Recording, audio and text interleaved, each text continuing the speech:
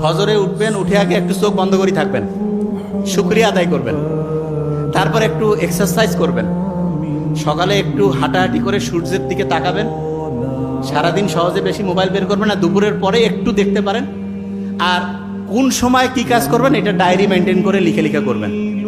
ফি হচ্ছে কয়েক হাজার টাকা নিয়ে নিবে, বুঝেন নাই? বড় বড় যে রোগগুলো, আমি তো অবাক হয়ে গেছি যে কিরে বাবা, এগুলা রোগ, এগুলা ট্রিটমেন্ট, এবং এগুলো যাদের হয়, অবশ্য যার টাকা পয়সা কম হইলেও কোনো সমস্যা নেই, কারণ মানে রোগ যে আছে টেরে পাবে না।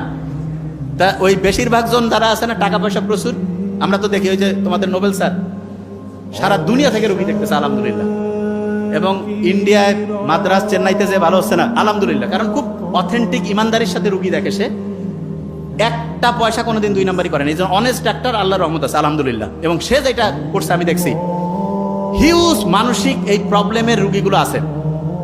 তা এইটা থেকে কেউ যদি